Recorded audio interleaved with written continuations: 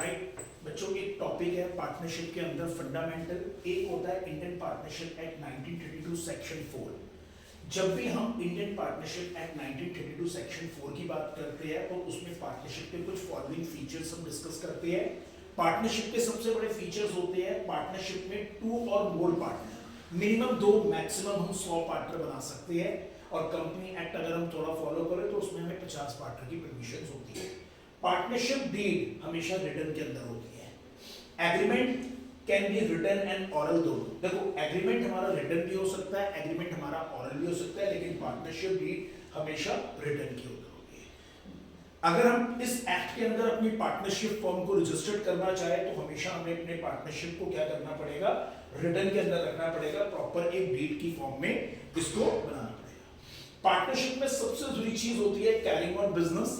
Business carry करो, जो business आप कैरी कर रहे हो वो लॉफुल बिजनेस होना चाहिए।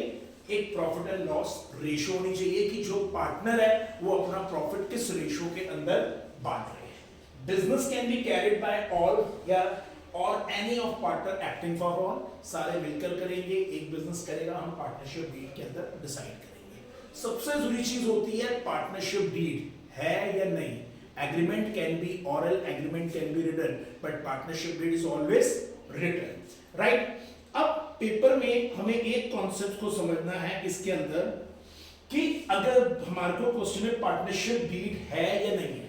देखो, विद पार्टनरशिप डीड मतलब अगर हम रिटर्न एग्रीमेंट करके चलते हैं या विदाउट पार्टनरशिप डीड है। देखो, पार्टनरशिप डीड है तो पार्टनर्स को profit, interest on capital, interest on loan, commission, interest on drawing, salary, हर चीज चार्ज होगी अकॉर्डिंग टू द पार्टनर जो भी हमने डिसाइड किया है।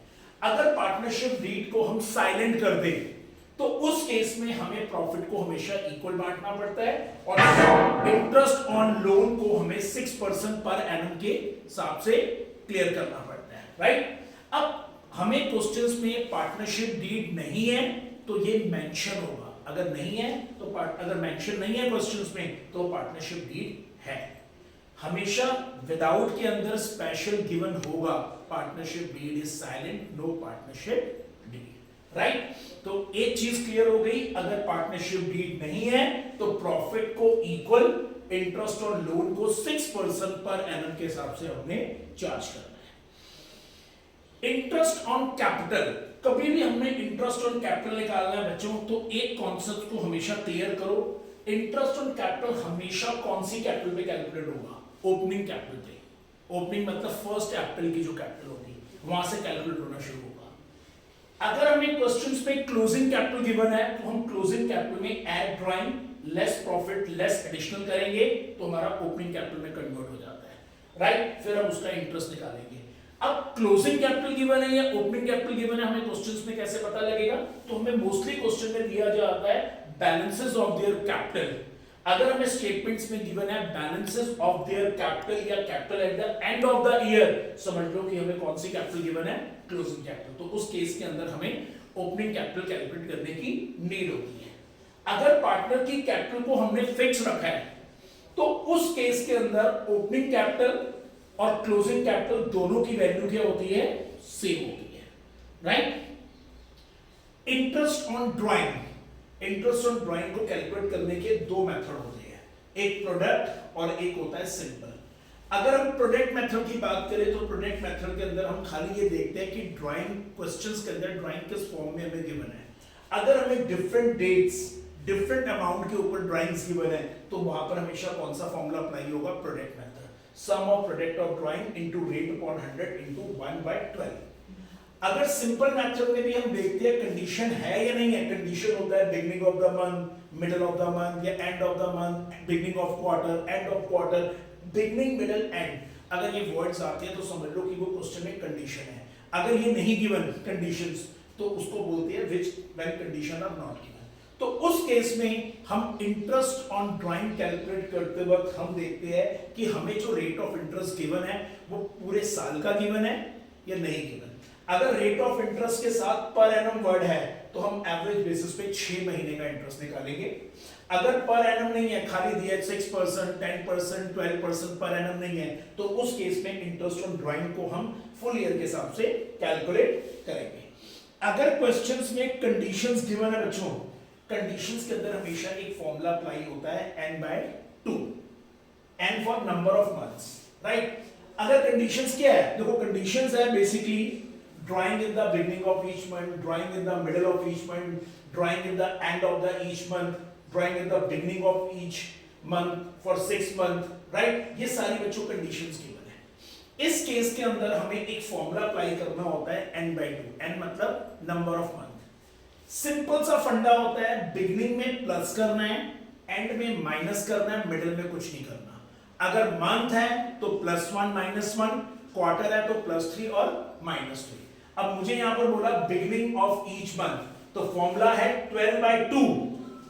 अब मुझे बिगिनिंग में प्लस करना है, मंथ है तो +1, तो कितना हो गया 13/2। तो इस केस में 6.5 महीने का इंटरेस्ट निकलेगा। मिडिल में कुछ नहीं, 12/2 मतलब सीधा 6 month. Drawing in the end of each quarter और मंथ, तो उस केस के अंदर 12 - 1/2 11/2 5.5 महीने। Beginning of each month for 6 month, इसमें कंडीशन हो गई 6/2। 6 में बिगिनिंग है तो प्लस करना है, मंथ में 1, तो 6 में +1 किया 7/2, 3.5 महीने का इंटरेस्ट। ऐसे करके आपको इंटरेस्ट निकालना है बच्चों।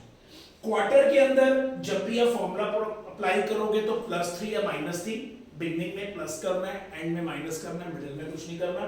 Drawing in the beginning of each quarter, तो उस कंडीशन में 12/2, तो बिगिनिंग है तो प्लस करना है, क्वार्टर मतलब एक क्वार्टर में कितने महीने होते हैं 3, तो +3 divided by 2 15/2 7.5 month out of 12 months के अंदर।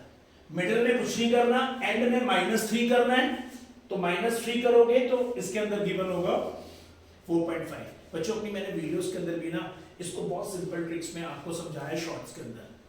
अगर आपको इस कॉन्सेप्ट के अंदर थोड़ा डाउट है तो मेरी आप उस वीडियो के अंदर भी आप क्लियर कर सकते हो अपना कॉन्सेप्ट, राइट। तो इंटरेस्ट ऑन ड्राइंग के अंदर भी हमें देखना होता है प्रोडक्ट मेथड है, सिंपल है, सिंपल में कंडीशन गिवन है या नहीं गिवन। अगर गिवन है तो फिर ये फंडा सप्लाई होंगे, अगर नहीं गिवन तो हमें रेट ऑफ इंटरेस्ट को कैलकुलेट करना होता है कि रेट ऑफ इंटरेस्ट का पर एनम है या वर्ड पर एनम नहीं है। अगर पर एनम है तो 6 महीने, नहीं है तो फुल ईयर का आपको इंटरेस्ट निकालना होता है। अब दूसरी चीज हमें क्वेश्चंस के अंदर एक बनाना होता है बच्चों, देखो P&L एप्रोप्रिएशन, राइट, और एक बनाना होता है हमारे को क्वेश्चंस में P&L अकाउंट, राइट।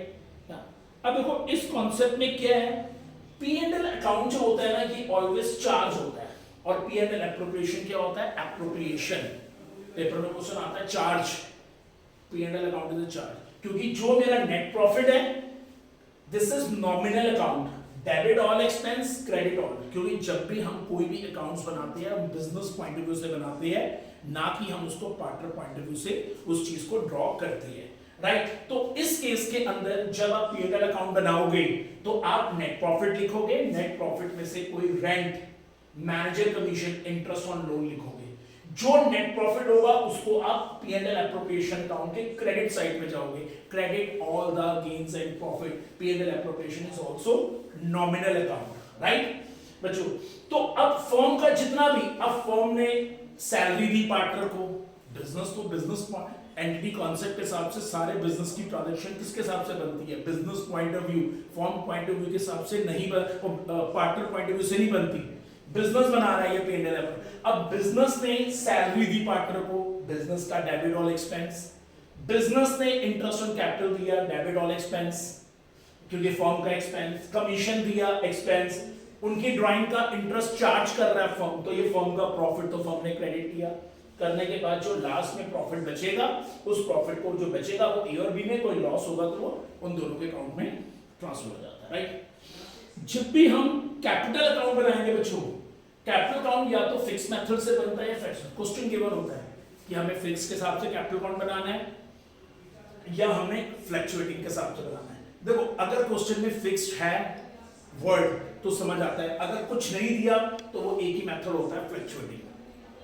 फ्लक्चुएटिंग के अंदर हम खाली एक ही कैपिटल अकाउंट बनाएंगे, और जब कैपिटल फिक्स्ड है तो हम कैपिटल और करंट अकाउंट दोनों मिलकर उस चीज को हम यहां पर आके क्या करेंगे, ड्रॉ करते हैं। व्हेन कैपिटल आर फिक्स्ड, तो इस केस के अंदर हम क्या करेंगे, कैपिटल अकाउंट बनाएंगे, साथ में कौन सा अकाउंट बनाएंगे, करंट अकाउंट बनाएंगे। सिंपल सा इसका नेचर होता है पर्सनल।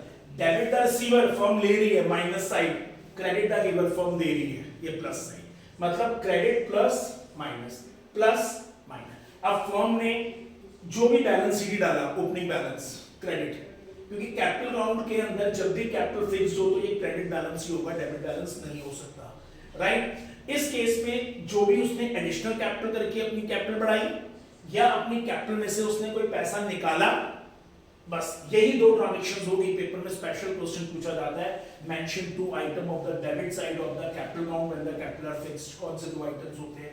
क्रेडिट साइड के दो आइटम बताओ, अगर कैपिटल मनी क्या होती है, फिक्स्ड होती है।